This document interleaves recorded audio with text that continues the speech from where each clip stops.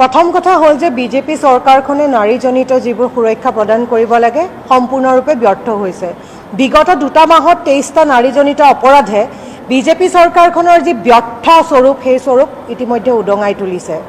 অতি দুৰ্ভাগ্যজনক যে যোৱাকালি আমি সদায় বিজেপি চৰকাৰখন অহাৰ পিছৰ পৰা যিমানবোৰ প্ৰতিবাদ কৰিছোঁ, যোৱাকালিও আমি প্ৰতিবাদ কৰিছিলোঁ ৰাজীৱ ভৱনত, যে ধিংকাণ্ডৰ এই অভিযুক্তই তথা এই অপৰাধীয়ে যাতে দৃষ্টান্তমূলক শাস্তি পায় আৰু এনে এক দৃষ্টান্তমূলক শাস্তি পাওক যাতে নাৰীৰ ওপৰত যিসমূহ ব্যক্তিয়ে লোলুপ দৃষ্টি ৰাখে তেওঁলোকে যাতে নাৰীৰ ওপৰত এনে দৃষ্টি দ্বিতীয়বাৰ দিবৰ বাবে সাহস নকৰক।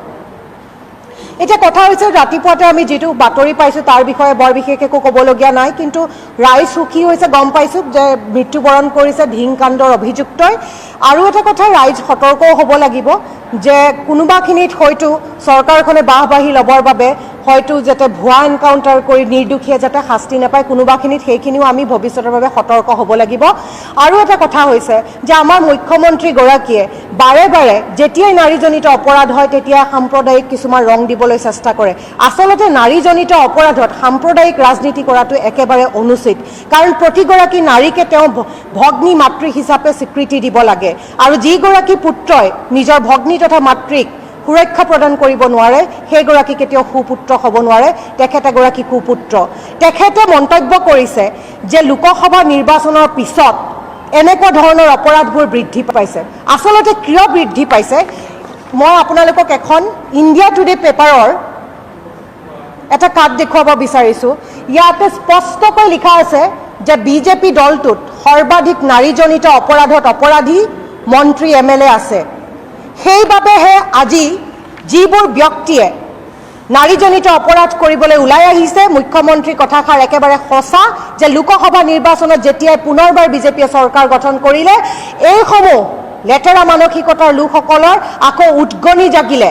কাৰণ তেওঁলোকে দেখিছে যে বিজেপিয়ে কোনো ধৰণৰ নাৰীজনিত অপৰাধত অপৰাধীসকলক শাস্তি বিহা নাই। তিনিচুকীয়াৰ বৰডুবিত এগৰাকী বিজেপিৰ মণ্ডল সভাপতি, তেখেতে এগৰাকী নাবালিকাক ধৰ্ষণ কৰে, মাতৃয়ে ইতিমধ্যে আত্মহত্যা কৰে বুলি আমি বাতৰিত পাওঁ, কিন্তু বিভিন্ন খবৰৰ পৰা আমি গম পাইছোঁ যে সেয়া হত্যা আছিলে কিন্তু আত্মহত্যাৰ ৰূপ দিয়া গৈছে। ঠিক তেনেধৰণে ব্ৰিজভূষণে যি আমাৰ দেশলৈ পুৰস্কাৰ কঢ়িয়াই অনা আমাৰ খেলুৱৈসকল, দেশৰ বাবে গৌৰৱ, তেওঁলোকক মলেষ্ট কৰাৰ পিছতো বিজেপি নেতা ব্ৰিজভূষণৰ ওপৰত কোনো ধৰণৰ এই বিজেপিয়ে একো একশ্যন নল'লে। আমি অসমতে চাওঁ, ব্ৰিজভূষণৰ কথা বাদেই দিয়ক, অসমতে ইন্দ্ৰাণী তহবিলদাৰ, বিজেপিৰ নেত্ৰী ইন্দ্ৰাণী তহবিলদাৰে আজি আত্মহত্যা কৰিবলৈ বাধ্য হৈ গ'ল। কিন্তু ইন্দ্ৰাণী তহবিলদাৰৰ যি দুখী আছিলে আজিও কিন্তু মুকলি আকাশৰ তলত ঘূৰি ফুৰিছে।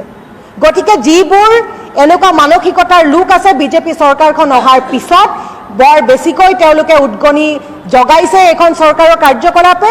গতিকে আমি এটা কথা স্পষ্টকৈ জানো তথা অসমবাসী ভাৰতবাসীয়ে ইতিমধ্যে গম পাইছে যে এই বিজেপি চৰকাৰখন আচলতে সমগ্ৰ নাৰী জাতিৰ বাবে এক অভিশাপ স্বৰূপ, আৰু ইয়াক সোনকালে বিদায় দিয়াটো নাৰী জাতিৰ সুৰক্ষাৰ কাৰণে অতি জৰুৰী হৈ পৰিছে।